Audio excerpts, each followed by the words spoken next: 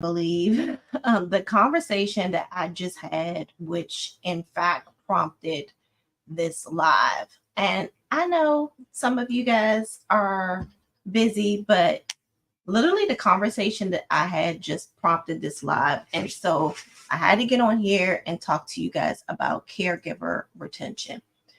Hey, thank you so much for joining. Thank you so much for joining. This is Sean, aka the Savvy Business Chick, making sure you know your purpose and destiny in the marketplace. And we're going to talk about caregiver. I'm going to put it in here. Caregiver retention. Now, caregiver retention is a little bit different than caregiver recruitment, because caregiver recruitment means you're trying to go out and get the worker, when caregiver retention is pretty much trying to keep them with your home care agency. So for this matter, I won't be before you guys long. I do want you to let me know if you are an existing agency. Give me the number 1. If you are an existing agency, give me the number 1. Because I need to know who I am talking to during this really quick live. Good job. Thank you so much. All right. Existing home care agencies. Great. Thank you so much. Now, if you are an aspiring home care agency, give me a number 2. If you are an aspiring home care business owner, give me the number 2. All right. So, okay.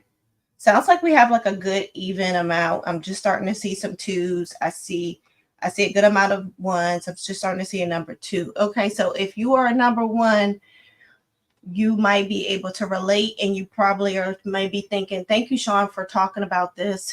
And hey, how are you? And then the last thing, I know I just need to know, so it helps me with guiding the conversation. Remember, if you're an existing home care business owner, you're giving me the number 1. If you are an aspiring, meaning your license has not been approved yet, or maybe you haven't even submitted your license, you are number 2. Now, the last thing I want to know is, where are you watching from? As you may or may not know, I am in the DMV, Washington, D.C., Maryland, Virginia, Northern Virginia area. That's what we call the DMV. And so I have mentees as far out as the West Coast, California and Arizona, and New Mexico to be exact. Then I have my Midwest from your Indiana, your Illinois, your Iowa, your Michigan. I am in those places. And then I have my East Coast, right? East Coast. That is, the Maryland, Virginia, North Carolina, Florida, Pennsylvania. I already mentioned Ohio. It's kind of over. Massachusetts. I can't even think of all these states, because I know I'm missing something. Connecticut and New Jersey. I saw New Jersey. I see Pennsylvania, Maryland. Okay, Virginia, Indiana, St. Louis. We don't have anybody currently in St. Louis, but we have had before. So thank you so much for letting me know where you are watching me from. Now, let me first tell you this story. This is the base of why I'm even on here. And then I'm going to give you a couple of tips. So, but first, let me, where are my manners? For those of you who are just now watching me for the very first time, thank you so much. I am so blessed to have you either following me on, right now I am on Instagram and YouTube.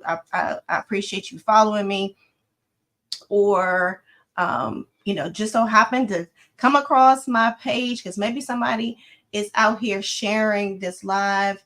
Oh, I forgot about Texas. We're in Texas too. We're in Georgia.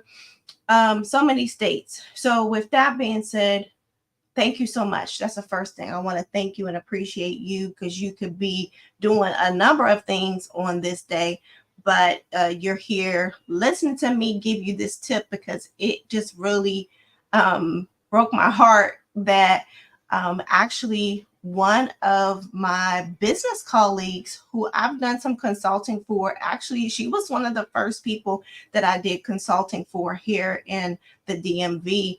We both got licensed at the same time, meaning we were in the same class together. This is like back when, before they gave you a provider number, they put you through this provider training, and it was a class that you had to take. So not only did we get licensed on the same month by with an RSA, but we got our provider number the same month, and we both started doing pediatric home care at the same time. Now, she's a registered nurse, I am not. And so we would always bounce ideas off of each other. I would even have her come to my office to address some issues that I may be having with some of my registered nurses, or just get her opinion, and then vice versa. I've gone and revamped her whole scheduling department. I've revamped her whole HR department. And I've also did some training, leadership training on her director, for her director of nursing. And so that's, basically she gave me my first opportunities because I served on the Maryland Department of Health, which they used to call back in the day, Department of Health and Mental Hygiene. That's what they used to call that department for some reason. I served on a board, and I was always getting details about what was going to be affecting providers. And then I just went around, just like how I do right now. Guys, I did it back then, and I did it for free. So if you think this is a scam, no, back then I would go to these board meetings, and I would hear they're about to start surveying providers who haven't updated their policies and procedures on these two parts of the reg. I would call people, and I would say, well, give me their phone number. And I would be like, as that song, not to be quoting Beyonce, I would ring the alarm. I'd be like, y'all gotta hurry up, because they try to shut people down. So because I knew back then this is a tight-lipped industry. So back then, God was showing me something that I will even be doing now. And that's just ringing the alarm and sharing the deets. So this is how long we've known each other. And so here she is calling me again. Sean, I need you to intervene. Now, she's supposed to be retired, right? But she's telling me something that happened at her office, which is the reason for this this live. And she said, I need an outside person to come in to investigate.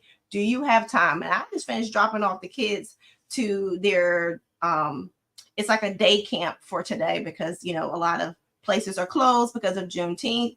And I'm listening to the whole story on my way back here. I got to respond to a few emails and then go back and pick them up. So first, here's the story. Okay, so this is talking about retention. Now, again, if you are unfamiliar with retention, caregiver recruitment has to do with you going out fishing for the client. Not the client, the nurse. It could be a caregiver. Caregivers fall into the category of a homemaker, a companion, a home health aide. So I want you guys to understand this vocabulary. If I say caregiver, I'm talking about unskilled homemaker, companion, home health aide. Then the next level is your CNA, certified nursing assistant, right? So your CNA has a certification. He or she went through some kind of official training, and they have a little bit more skills than the homemakers, the caregivers, blah, blah, blah. Then you step up to nursing. Now, your nursing is LPN or LVN if you're in some states. That stands for licensed practical nurse or licensed vocational nurse. And then you have your registered nurse. Your registered nurse is the top dog. You have to respect the RN, whether you are not an RN or not, because if you go to any board of nursing for your state, it always says that the registered nurse is the authority in the situation, right? He or she is the authority. And some people want to say, well, what about a nurse practitioner? We're not even going there, right?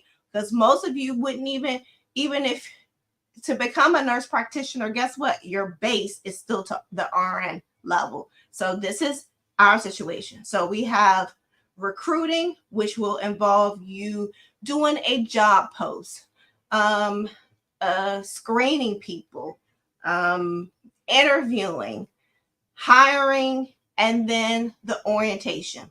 So we actually have a training. We have a 3-part training for this. And the link in my bio is called the Home Care Operations Series, and it talks about building your team. That training is in the link in my bio if you want to perfect your recruitment system and turn it into something that has like a really good flow operationally. So this is retention. You have a caregiver or you have a nurse and you're trying to keep them. Again, retention is you have someone, whether they've been with you for 30 days or 3 years or 13 years, and you are trying to keep them. So she told me the situation about a nurse that's currently working on a case, and they are meeting the need of the case. What do you mean meeting a need? So you have a staffing need to, properly match a nurse or a caregiver to the client. So she has a skilled agency, or if you're in the DMV, she has an RSA level 3, and she has this nurse, and she's also a pediatric home care agency. So if you were on my live on TikTok and YouTube yesterday, I talked about the intro to pediatric home care, and the part we haven't gotten to yet is that you have to have a pediatric nurse. So she has a pediatric nurse on this case. And so another case has come up and they have a staffing need. So filling the staffing need, sometimes it's, they have a need for a night nurse. This is how these things come in.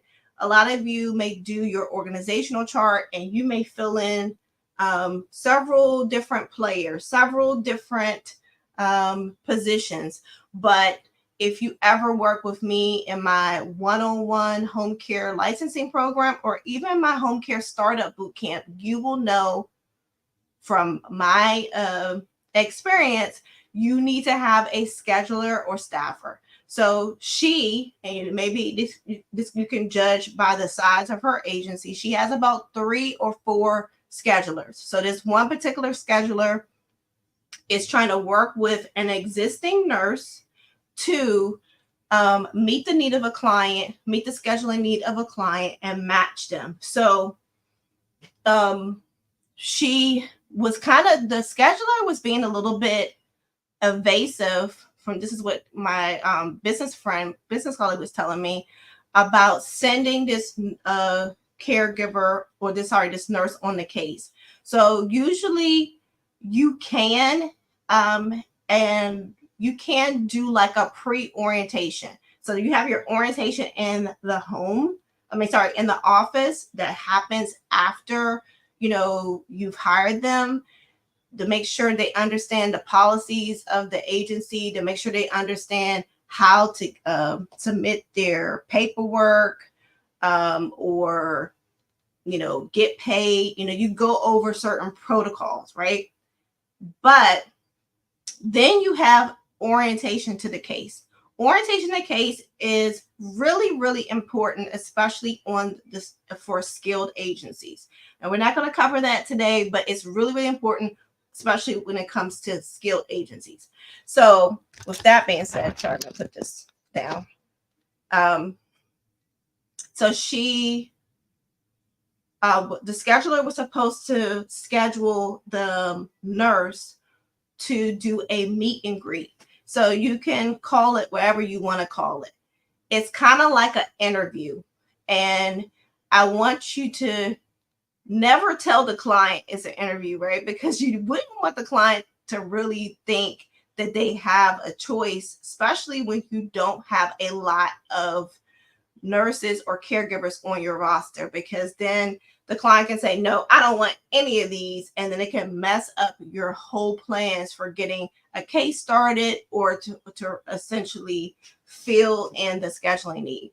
So the scheduler did not follow protocol. Now, in the training that I mentioned to you guys, you should have a system.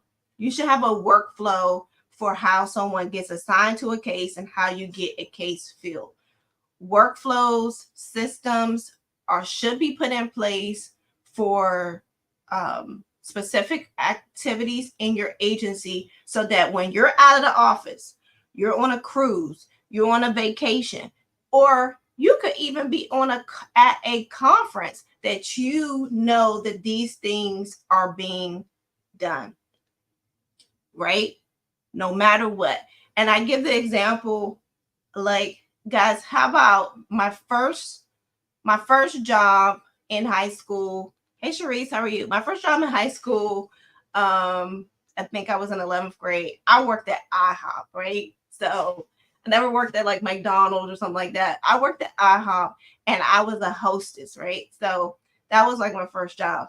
What I noticed about IHOP is that no matter how slow it was Sunday morning, they had like at least three hostess scheduled, because when that after church rush came through, they wanted to make sure that they could handle carry out orders, phone orders, seating people. That is an example of a system. The system is in place no matter what. So it's an expectation of something happen. So you have to think the same way about your home care business, right? So they were supposed to be scheduled a meet and greet. The scheduler did not give the nurse all of the information that she needed for the meet and greet. Like I think she told me she left out the address or the phone number. So she gave it to the last minute. So my first thought is, I'm getting involved in this investigation, and I may even be going to her office in Baltimore. I'm like, well, why didn't she follow protocol? That's my first thing. When you get into managing people, remember, don't necessarily manage the person, manage the document. What do you mean by that, Sean? What does a job description say? What does your workflow say? What does your SOP, which stands for Standard Operation Procedures, say? What document are they not following? Because you have to refer back to that. If it's some random thing that is not written, and in the world of nursing, they always say if it wasn't documented, it wasn't done. Then take the same stance when it comes to your operation. If you don't have it documented in a form of a SOP, Standard Operating Procedures, workflow, or on their job description, how can you expect for it to be done? Oh, absolutely, will do.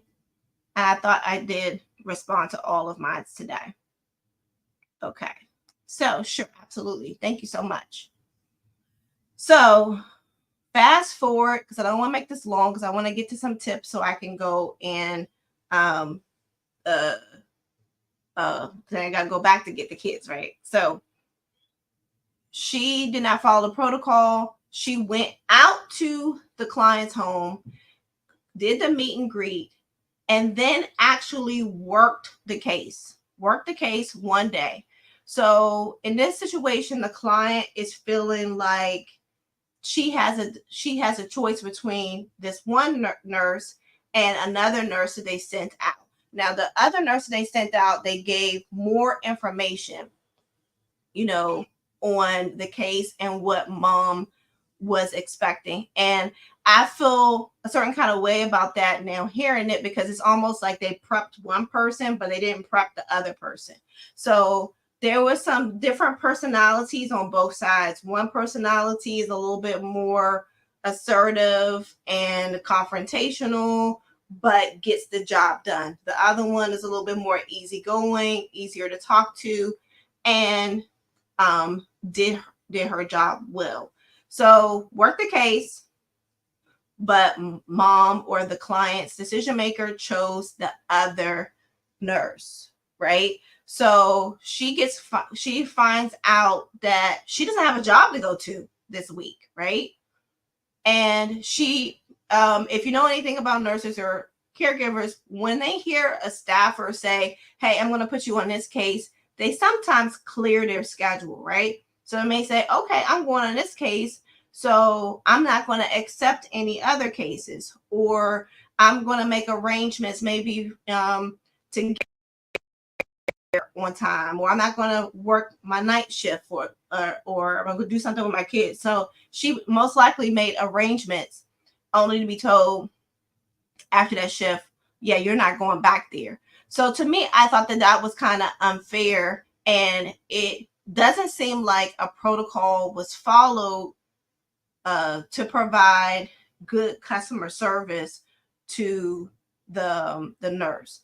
Now, let me tell you something. I told, retold, and trained my schedulers and my HR department. The agency has clients, meaning the actual client and their decision maker. That's our client. Your client that you need to provide exceptional customer service to is the nurses, is the field staff. And I said that one aspect to the HR department and another aspect to the scheduling department. It's your job to provide excellent customer service to your client. And so I see a gap where that was missed. So fast forward, now the nurse is pissed off, right? Because she thought she was going to be working, and she's essentially not going to be working.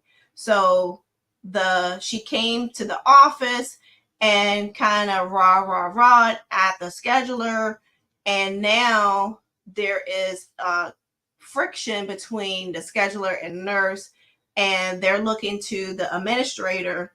Yeah, you need to fire her because she was disrespectful to this. She was disrespectful to our teammate, right?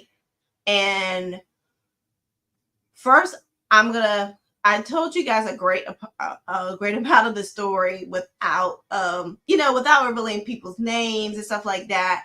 Now, granted, me getting into this investigation, I am definitely going to listen to all parties, because I do believe there is a scripture that says never hear one side of the story, right? So in order to do a proper investigation, I do need to really hear it from all parties. I can really see the angle. But with that, what do you guys think? And then I'm going to go into some tips for retention. What do you guys think so far about this story? Who do you feel like and I forgot to tell you that the nurse was really kind of distraught. So she even contacted the client, like, why didn't you choose me? What was, why didn't you choose me?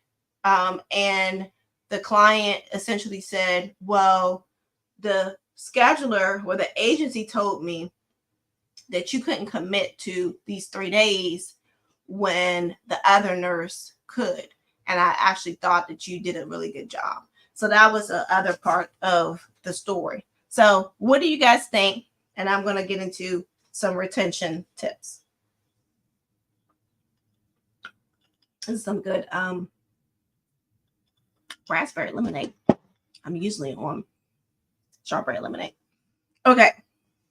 Any thoughts? Any thoughts? And for those of you who are just joining, this is Sean, aka the Savvy Business Chick, making sure you know your purpose and destiny in the marketplace. I am a home care business mentor. I love the word mentor versus coach. I am the original home care business mentor before other people start talking about they have mentees. They were coaches and consultants. So, and I get that from the fact that I had a mentor back in 2006 who helped me start a home care business. I am not a nurse, never been a nurse. Neither do you have to be a nurse to start this kind of business. Because of her guidance, with her operating a very successful home care business, and then teaching me what to do and what not to do. That was between her, my background in business and international business, and my love for marketing, and just good old solid prayer that helped me with generating over 2.3 million in revenue within 2 years, actually 22 months.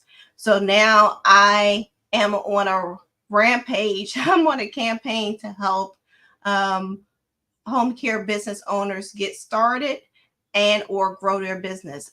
As of today, I've helped over 500 get started and grow their business. Actually, I forget. I can split that number. Started and or grow their business. And I've helped several home care business owners triple their income with my innovative home care marketing strategies. We will be having a home care summer business school for those home care business owners who want to play catch up with their business. If you feel like you haven't gotten the results that you know you need and deserve, then you might want to join our summer boot camp. It's a 4-week live boot camp, and we're going to be covering operations, caregiver recruitment, and of course, marketing. This is also a really, really good time of the year for you to do an annual program review. And if you don't know what that means, then you will learn that in the home care summer boot camp, aka home care accelerator program, which starts on July 15th. Okay, so I don't really see any comments. Okay. Actually, thank you, Ann, on YouTube. Ann is saying there's always two sides of the story. You're so right, Ann. There's always two sides to every story. And that's why I kind of want to wait a little bit to hear a little bit more. But then she also goes on to say the nurse should be fired because she questioned the client. And I love you. I'm like, why is this caregiver, is this nurse calling the client? Guys, that is a big no-no for me. I actually had to bring it to the attention of my business colleague. Like, why didn't your director of nursing not necessarily check her, but why didn't your director of nursing address the nurse for contacting the client? You guys will be so surprised. There are just like hairstylists and braiders, they can take clients underneath the owner's eyes. Like, this definitely can happen in a home care setting. They can convince the client to transfer to another agency. They can convince the client, tell them fictitious things about the agency to make the client feel uncomfortable with the agency and start looking at other places. So you definitely want to address that she questioned the client. That is a big red flag. And I do agree with you. That's a big red flag. And she should not be allowed to do that. And it gives a business a bad name. And guess what? Right now, because everybody is so much in their head right now, no one has addressed that. And that was one of the first things I said. I said, if you want me to get involved, I need to find out why no one contacted the client to talk to her, to hear her side of the story, and how that made her feel. And I already have come up with some reasons why she should be written up. But I said, you know what, to be fair, I really need to listen to the whole story. So, and I love that. I love that. I love that. Okay. So now just sharing with you.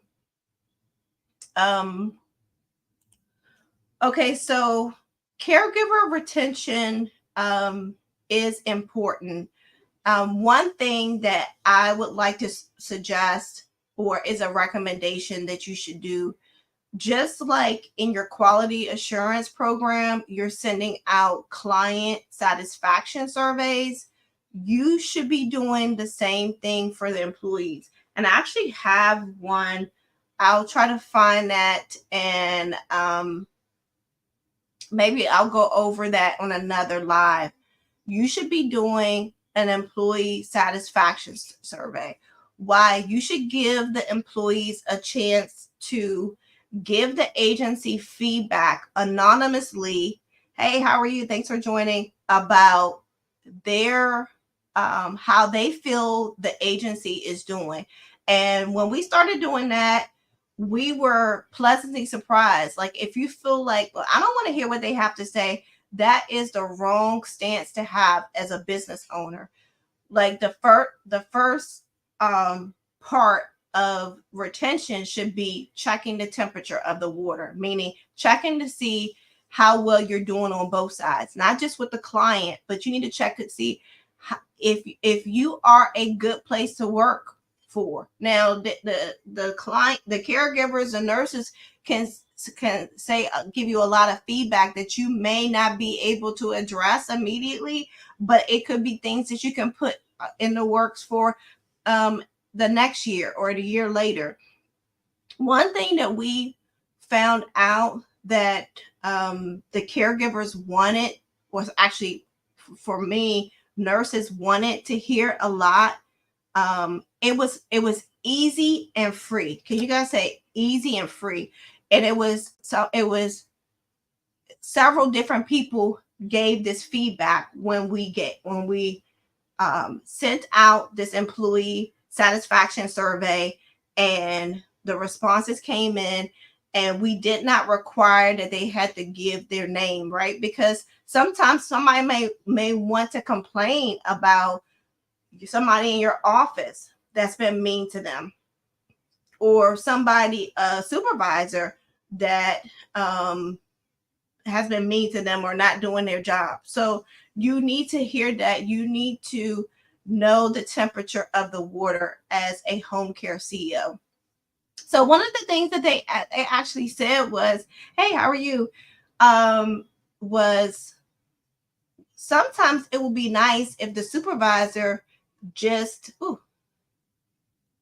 sorry, I had an alarm that came through. Sometimes it will be good if the supervisor just called and let me know, or let us know that we were doing a good job, that we did a good job this month. And I was like, well, that sounds easy.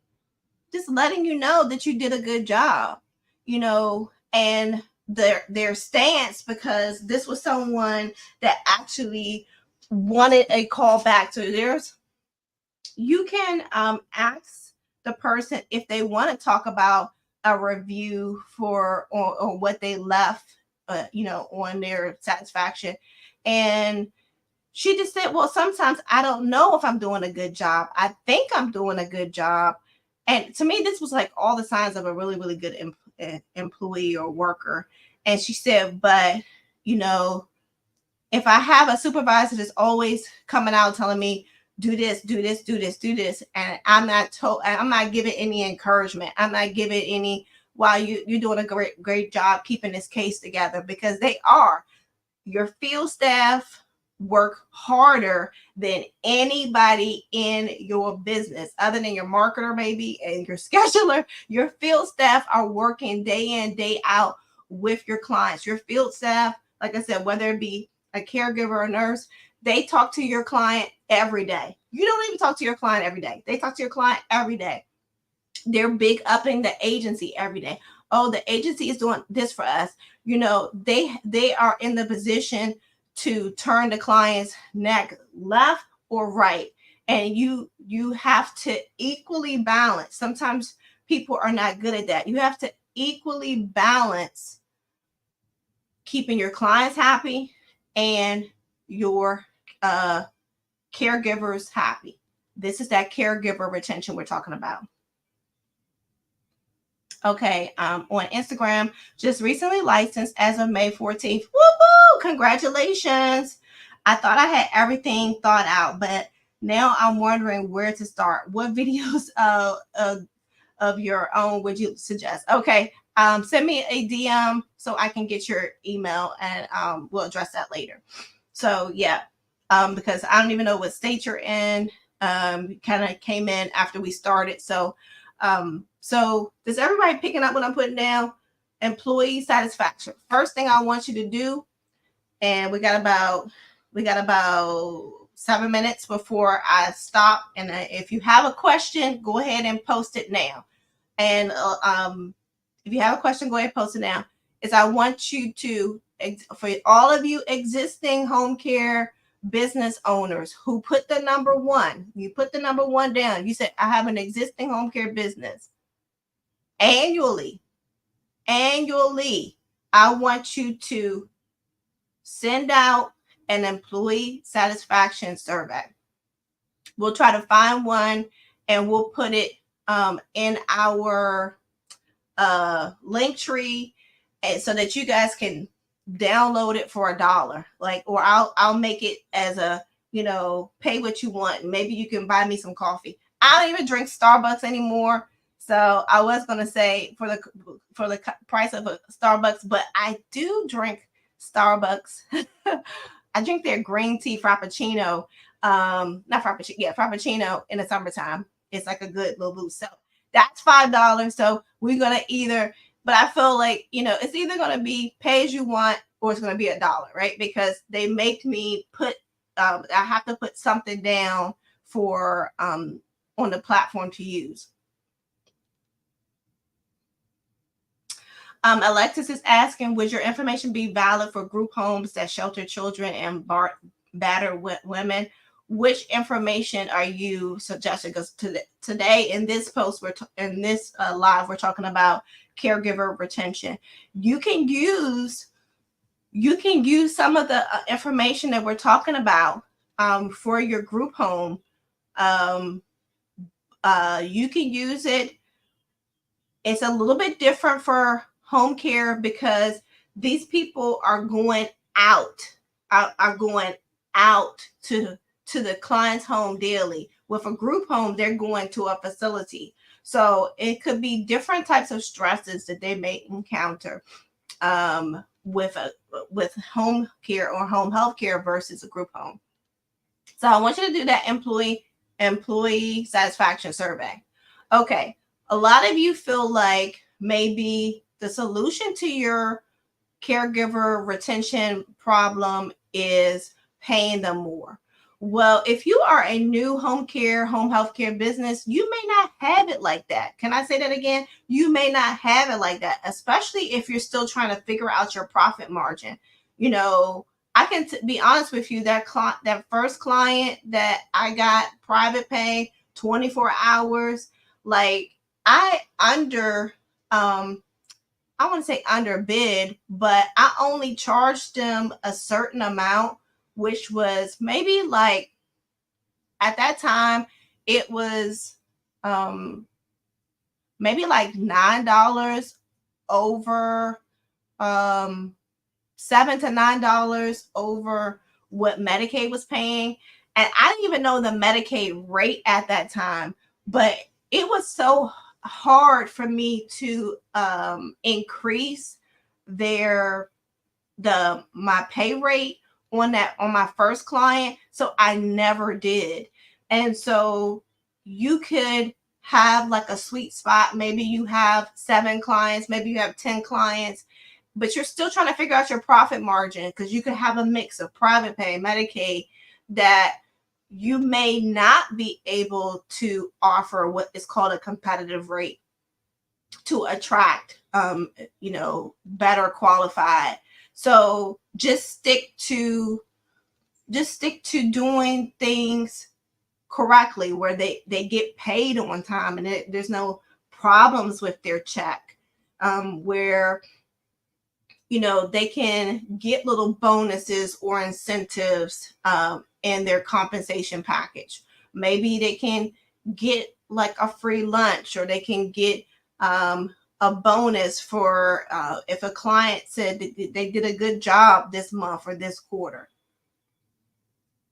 That is a really complicated question to ask. What is the average pay for a caregiver? Because we have so many different states on our live Instagram, and so that I cannot answer that question because it's really based upon your area. Can you go through your hiring process? How do you ensure you don't let caregivers slip through the crack? Okay. Hey Jamar, as I said in the link in my bio, I have a 3-part series, home care operation series on how to build your team. It goes through creating a system of recruiting, interviewing, and orientation. I would suggest getting that training so that you can understand those questions that you are asking. All right. So competitive, if you want to ensure that you have you're offering the competitive pay, and we're going to go over this a little bit more in depth in our home care business summer school that starts July 15th. I'll actually show we'll show you how to research it and do your offerings, right? You want to, or how you can set up a compensation package, right? That is competitive with the industry in your area, and even as a new agency, how you could possibly add on some incentives like health insurance, retirement plans. It may be hard initially for you to add things like paid time off to attract or retain good caregivers. But just so you know, none of those things are required if you're a good agency. So let me back up. If you're a good agency and you're just, it's good, I feel good about working for you, I like the case I'm on, then some of those things, I don't want to say may not matter, but they're not the top of the list. So that's why you got to go back to your employee satisfaction survey and find out what they want. Okay. And I'm about to run out of time. I got 2 more minutes. Okay, so another thing that is really, really essential, and I kind of just mentioned it, and I'll probably mention some more during in the home care business summer school, or the home care business accelerator program, the summer edition, and that's developing a company culture, right? And you might be thinking, well, how do I do that, right? So people are familiar with writing their vision statement, their mission statements, but you also have to develop a company culture. Like, this is the XYZ's agency's way of doing it. And I've helped so many of my mentees do that. You want to have, and this is also what's lacking in this situation. The culture will flow into how the nurses or your field staff respond to your clients, as well as your office staff, how they interact with your clients or your field workers. So you have to develop that. It's almost like with branding, you have to develop your company culture. And let me give you some examples. One thing that I kind of mentioned it, recognizing achievements. Recognizing achievements is a good way to develop some part of your company culture. And you may say, oh yeah, I'm going to do employee of the month, right? But that may not be good enough, because someone may say, well, how come she got it? Or how come he got it, right? You really need to encourage or foster behavior that is all the time they're doing something to make the agency look good, right? And because they're doing something to make the agency look good, you in turn can reward them. Free lunch, right? Lunch on the company, or um, special recognition, just different things. But you have to develop these as programs. You can't just, oh, you hear something good about one caregiver and then just shoot from the hip and then reward or appreciate them. No, it needs to now, when you're developing a company culture, it needs to be the standard. This is the standard. And if you do this, every, and you get a certain amount of points on this particular item every 30 days or every 90 days, you can get this reward. Some of my larger companies, they're sending people on vacations. You may not be able to do that, but you might be able to do a lunch. You might be able to treat them to a spa, right? So you need to develop a company culture and a positive work environment, whether or not the caregiver, the nurse comes into your office, they work for your company, right?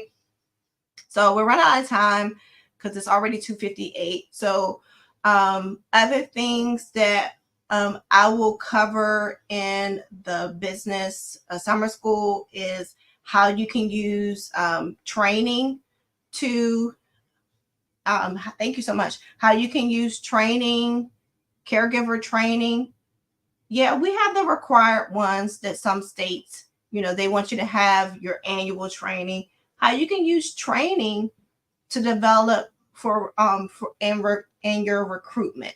Then how scheduling, which how we even started the conversation, how scheduling can help to retain your workers.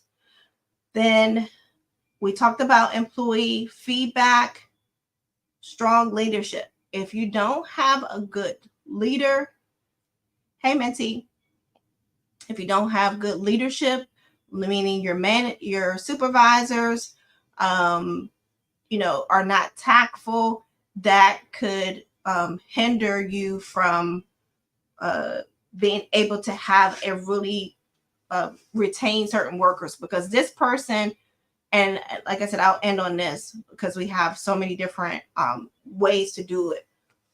The reason why she's contacted me and wants me to get involved is because she said, Sean, if we don't address this and, both people feel like it was addressed, by a neutral party, this nurse is leaving.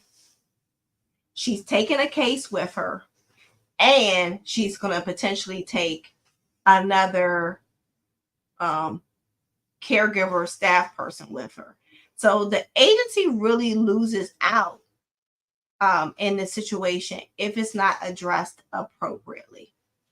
So caregiver retention is more, it's not cheaper to keep her, right? you have to have some things in place where you are constantly working on keeping your clients happy and your caregivers, your workers happy.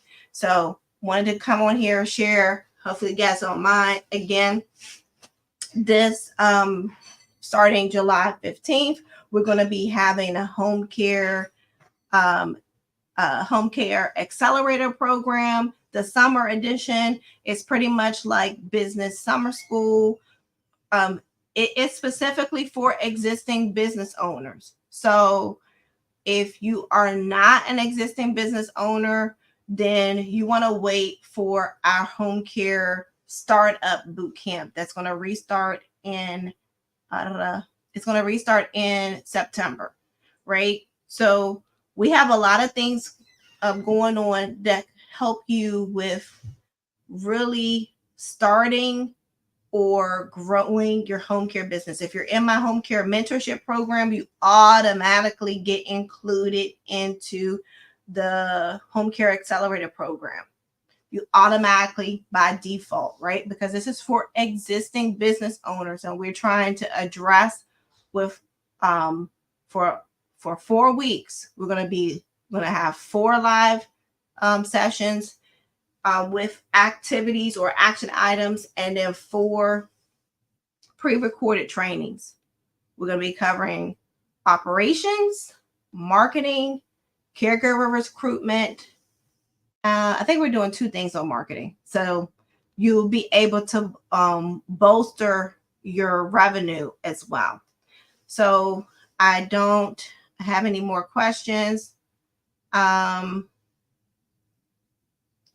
Yes, and I do have current statistics on Maryland areas for new agency. That comes with my home care startup program. You guys have a good one, and I will see you next time. Turn on notifications so you don't miss my lives, because today I'm on Instagram and YouTube. Yesterday I was on TikTok. So talk to you later. Bye.